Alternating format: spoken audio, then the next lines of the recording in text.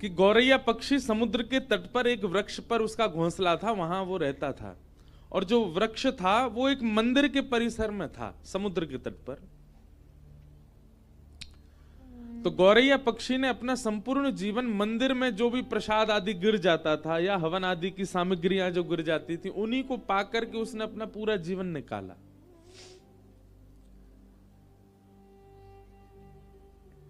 कुछ समय बाद उसके छोटे छोटे अंडे हुए घोंसले में। गौरैया पक्षी जाता मंदिर परिसर में, कहीं कोई यज्ञ हो रहा होता, किसी व्यक्ति के हाथ से प्रसाद गिर जाता या लोग बाग दाना डाल देते, तो मंदिर परिसर से इकट्ठा करके वो पाता था। छोटा सा पक्षी होता गौरैया। एक दिन ज्वार भाटा आया, प्रचंड ज्वार भाटा समुद्र में, और उस ज्वार के कारण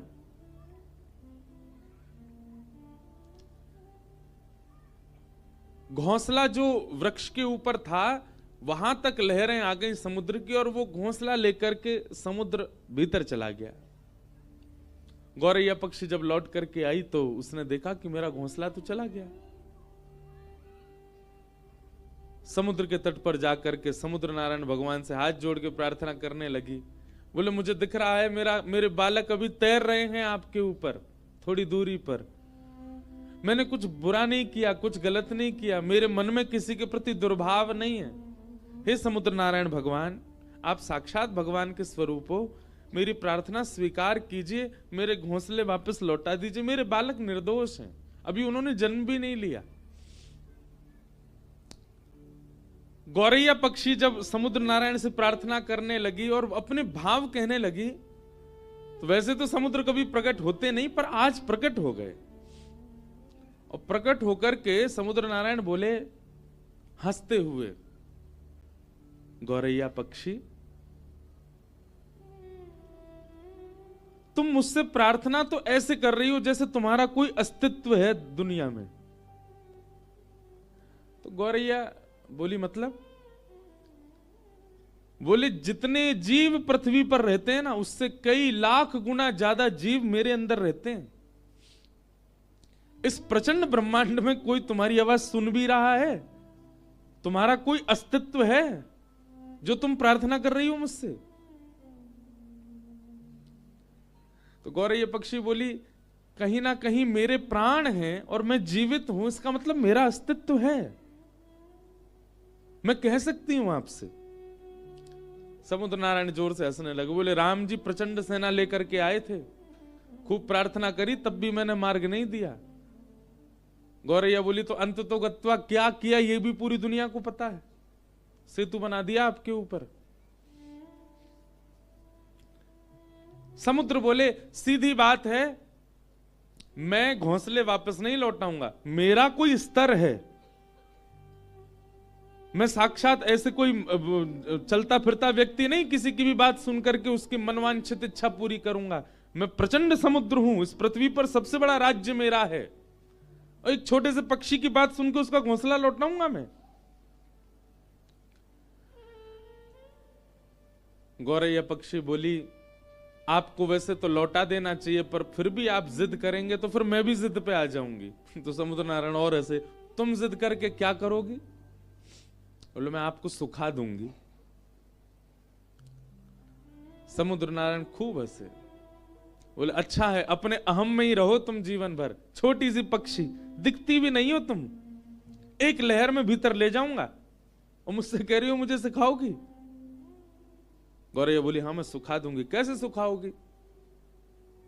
तो गौरैया पक्षी जावे, छोटी सी वो छोटा सा वो पक्षी, इतनी सी उसकी चोंच, फिर वहां खला के फिर लौट के आ जाए। समुद्र नारायण हंसने लगे। बोले, लगे रहो, बहुत बढ़िया, ऐसे जीवन निकल जाए तुम्हारा। बोले, जितना तुम अपनी चोंच में भर रही हो ना, उससे करोड़ टन ज्यादा जल हर प्रतिक्षण मेरे अंदर आ रहा है, नदियों का। कोई फायदा नहीं है, कोई अस्तित्व नहीं है इसका। गौरैया बोली, चाहे कुछ ना हो, पर मैं तुमको सुखा के मानूंगी। समुद्र नारायण बोले, लगे रहो, हम जाते हैं। समुद्र प्रस्थान कर गए। और गौरैया लगी अपनी चोंच में भरे जल, फिर दूर जाके फिर खलावे, फिर लौट के आवे, फिर भरे जल, फिर दूर जाके खला के फिर आवे। उस पक्षी को देख करके गौरैया पक्षी जो समाज था ना, सब में चर्चा होने लगी और सब आपस में सोचने लगे, हमारी प्रजाति की छोटी सी पक्षी, इसने कितना बड़ा बेड़ा उठाया समुद्र को सुखाने का, जो कि असंभव है, पर अपने हक के लिए लड़ रही है, हमें इसका साथ देना चाहिए। 2-3 दिन बाद देखते देखते 1 से 2, 2 से 200, 200 से 2 लाख, 2 लाख से 2 करोड़ गौरैया पक्षी हो गए। वहां विश्व भर के जितने पक्षी थे सब आ गए, सब अपनी चोंच में समुद्र का जल भरें और जाकर के खिला दें। समुद्र और हंसने लगे, बोले वाह, कर लो आप लोग अपना प्रयास। पृथ्वी पर जितने गौरैया पक्षी हैं सब आ गए समुद्र को खिलाने के लिए, लेकिन फिर भी कोई समुद्र पर फर्क तो पड़ना नहीं था। गौरैया पक्षी के इस प्रयास को देख करके अन्य पक्षी समाज ने भी विचार किया कि हैं तो ये भी पक्षी, हम भी पक्षी, हमें इनका साथ देना चाहिए। तो तोताओं का समाज, कबूतरों का समाज और जितने भी उड़ने वाले पक्षी हैं सब अपने अपने परिवार और समाज को लेकर के आ गए और सब लगे चोंच में जल भरे और ले जाके दूर खला में। उसमें करोड़ों अरबों खरबों की तादाद में पक्षी अपनी चोंच में जल भर भर के ले जा रहे हैं और दूर खिला रहे हैं। नारद जी पृथ्वी पर आए, बोले भैया ये क्या कर रहे हो आप लोग? बोले समुद्र को सुखा रहे हैं। नारद जी भी हंस रहे, बोले ये हो सकता है कभी? कभी नहीं हो सकता। समुद्र को कोई नहीं खिला सकता, कोई नहीं सुखा सकता। तब पूरी कथा नारद जी को बताई। बोले हम जानते हैं कि हम समुद्र को नहीं सुखा सकते, पर समुद्र का अहंकार हमको तोड़ना है। हम लगे, हम भले अपने प्राण त्याग दें, पर पीछे नहीं हटेंगे, करेंगे। नारद जी ने जब पूरी बात सुनी कि इस प्रकार गौरैया पक्षी के घोंसले ले गए और फिर समुद्र ने अहंकार में कहा कि तुम्हारा कोई अस्तित्व थोड़ी है, तुम्हारे लिए मैं घोंसले वापस थोड़ी करूंगा। जब प्रकट हो ही गए थे तो दे देने थे, लेकिन समुद्र ने अभिमान किया, जिसकी वजह से सारे पक्षी लगे उसको सुखाने में। नारद जी महाराज बोले यदि मैं इनकी सहायता कर दूं तो यह काम संभव हो सकता है। नारद जी सीधे भगवान के पास नहीं गए, मन में विचार किया कि भगवान के परिकर में पक्षी कौन है। भगवान के परिकर में पक्षी हैं श्री गरुण राज, गरुण देव।